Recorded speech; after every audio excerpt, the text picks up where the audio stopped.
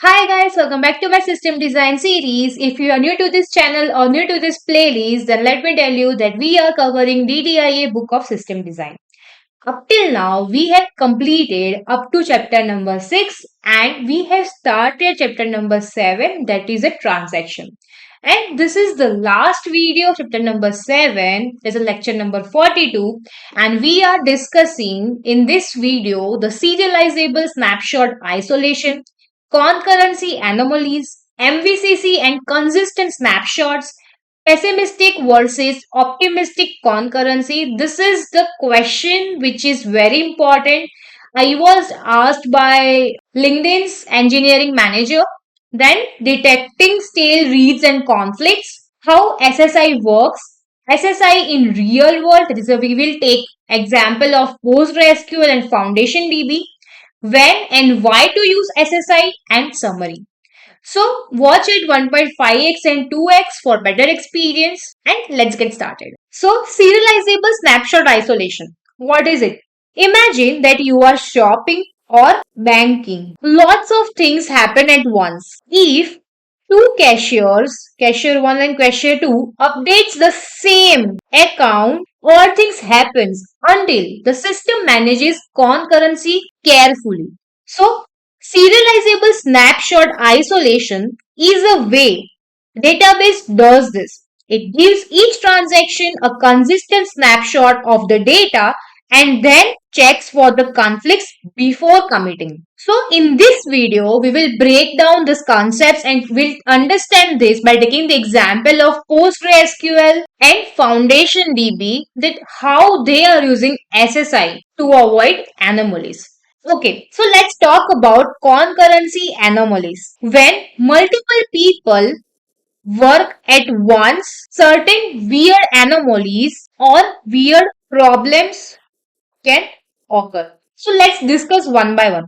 First is lost update. Imagine two bank tellers, teller A and teller B, update the same account balance. So bank teller A reads $100, and bank teller B reads the $100. Now A deposits $20 and commits it. So it becomes $120. Now B is unaware about A's action. B also deposits $20 and commits, and now it ends with $120 instead of $140. So A's deposit got lost. In database terms, one transaction overrode another's transaction without even seeing it. Then second is write skew. So all of these things we have already discussed in the previous video, but we are doing here a quick revision. Second is write skew. Imagine Alice and Bob both are the doctors who are on call. And here there is a rule of the hospital that at least one doctor should be on on-call duty.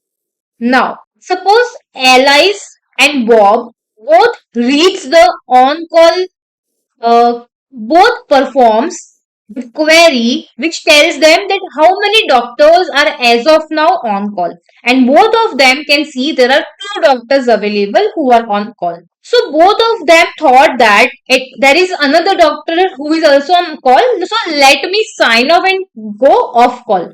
So Alice and Bob, both of them simultaneously press this off call button, and now no doctors are on call. So this happened because both the transactions have read the outdated snapshot and made a decision that breaks the safety rules. Third is phantom read. In this, suppose you have queried a supermarket's inventory that lists all apples. Meanwhile, some another cashier adds another type of apples in this particular category and commits its change. And now suppose you perform the query again and you get the another row of this apple, and this is called a phantom. In database terms, a transaction reruns the query and sees the new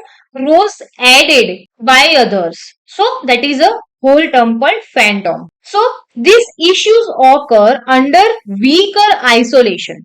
Serializable isolation guarantees that concurrent transactions have the same effect as if run one by one, eliminating anomalies like lost updates, write skew, and phantoms. So I hope you have understood this. Let's move forward. Let's talk about MVCC and consistent snapshots. Okay, so let's talk about MVCC and consistent snapshot.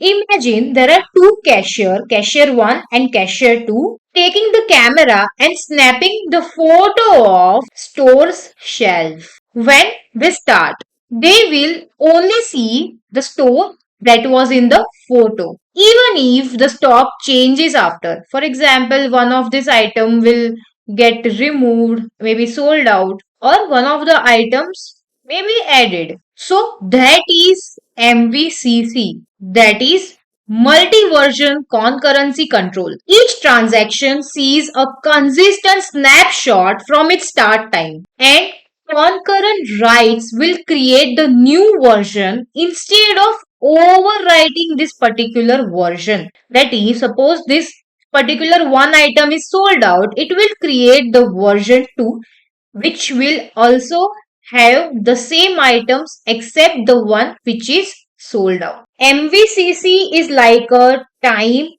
travel camera. So when you begin the transaction, you get the read timestamp and only see the data which was committed before this transaction or before this timestamp. New updates happening in this store will go into the new version which will be ignored by this transaction 1. This way all your reads are stable, that means repeatable, as if no one else is changing the things right now. For example, if you started reading the price of apple, you won't see the price of this apple change while you are performing transaction, even though if some cashier increases the price of apple or decreases the price of apple. So you will either see the older price, or once you complete or commit your transaction or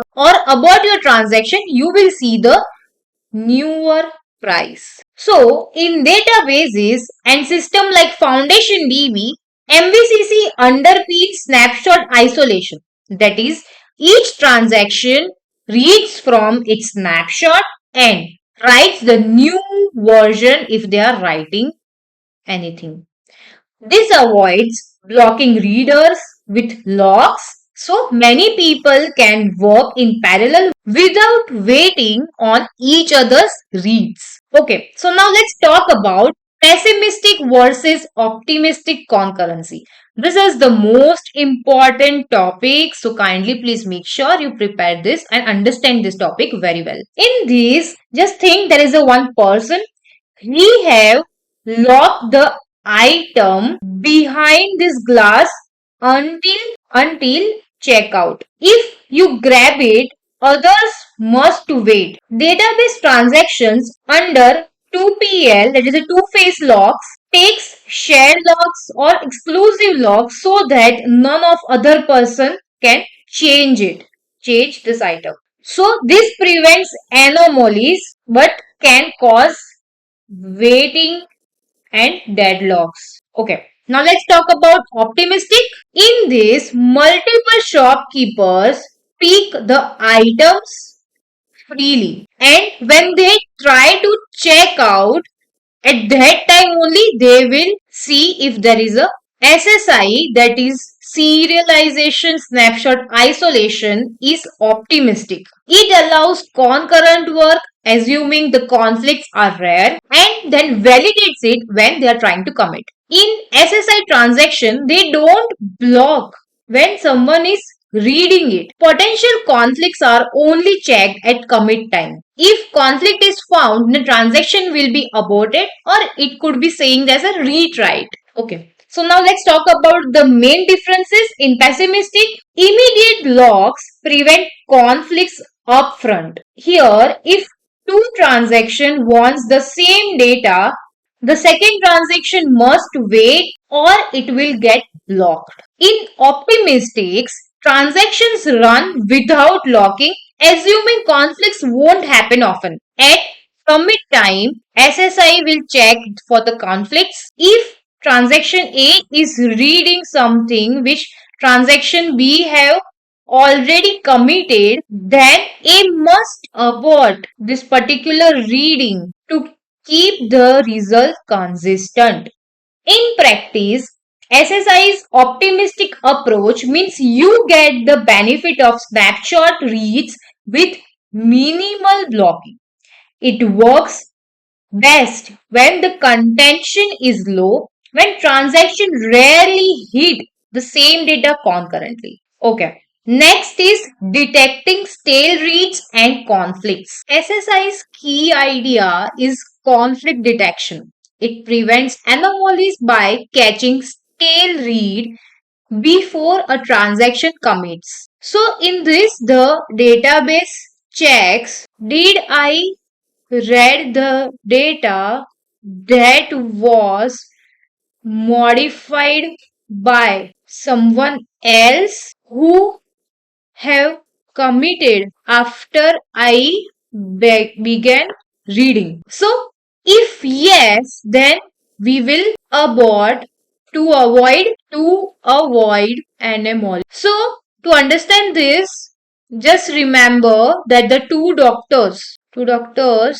who were taking the leave here, yeah, in right skew. So in this, the what SSI does is Alice and Bob, if Bob or Alice, suppose Alice have committed one transaction where he have removed himself from on call and is now off call, then simultaneously if Bob tries to do the same thing, then SSI will throw an error and it will abort the transaction which Bob is trying to do, because Bob is reading the stale data, right? So that's why SSI will abort the transaction. Okay. So now where we were. Yeah. So let's talk about write then read. Suppose transaction A reads the value of X simultaneously while transaction B was concurrently updating the value of X and then commits. So now this is not X, this become Y. So if B commits first, then A's read was from the older snapshot, which is stale. So A must abort when B commits. Okay. Read then write. Now suppose transaction A reads the X and then transaction B updates the value of X to Y and then commits. Now when A tries to commit, suppose he wants to make it Z, but A's earlier read was X. So it is the stale data now. So A's transaction to update the value to Z will be aborted. I hope you have understood this one. So by catching this situation at commit time, SSI ensures no transaction unknowingly works with out of date data. Okay, now let's talk about how SSI works step by step. It builds on snapshot isolation by adding this all checks. A simple way to think of it is like first start transaction, that is assign a begin timestamp, that is read timestamp. All the reads will see the data committed before this timestamp. Second is execute reads or writes. Now read the values from the snapshot and buffer any writes you will do. Track which keys you read and then write it. So third one is on commit. Assign a commit timestamp that is later than any existing commit and then check for conflicts. So while conflict check for each key which you have read, see if its latest timestamp is after your begin timestamp. In other words, did someone else have commit the change to something you read while you were running? If yes, then this is the stale read. So that means abort the transaction. Then there is apply rights. If there are no conflicts, then apply your buffered rights with your new commit timestamp. The commit is successful and your writes are visible to the future transactions. This step guarantees serializability. For each commit, after commit, it is like transactions happen one by one. So it looks something like this. For each key in keys read, that means the transaction keeps the record of each key it read. Now, if last commit version key is greater than transaction begin timestamp, that means if any of the keys is been updated by someone else after I started reading it, that is, do we have the newer committed version? If yes, then we are reading the stale data. So that's why abort the transaction. And if no stale read is detected, that means we are good. That's why the system will assign a new timestamp which is greater than all the previous timestamps. So now all the keys which we want to write are written with the new timestamp, and commit success is like the transaction is now safely committed. Okay. So by aborting on stale reads, SSI prevents the anomalies we saw. You always retry aborted transactions, then they see the latest data and will succeed correctly. In effect, no committed transaction can produce a result that couldn't happen in some serial order. That is what we just discussed. Okay, now let's understand SSI in the real world by taking the example of PostgreSQL and FoundationDB. So many modern systems uses SSI to get serializability without heavy locking. So one of them is PostgreSQL. It is serializable isolation level is implemented as serializable snapshot isolation. PostgreSQL lets the transaction runs under snapshot isolation and it keeps a track of predicate loss. So it can detect conflicts. If a conflict occurs, it aborts the transaction. With could not serialize this error. Like could not serialize as in this kind of error. In practice, developers simply retry the transaction. This approach avoids most of the blocking, giving good performance but guaranteeing serializable behavior. Second is FoundationDB. FDB uses optimistic concurrency with MVCC. So in this, each transaction gets a read version and commit version from central sequencer. So at commit, FDB's resolvers checks for read and write conflicts across the key space.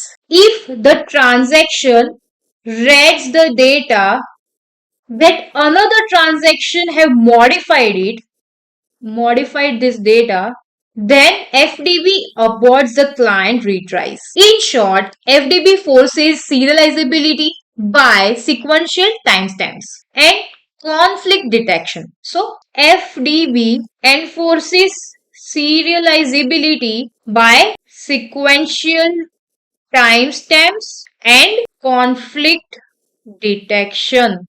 Sequential timestamp and conflict detection. It is a practical SSI like a method. Let's talk about others.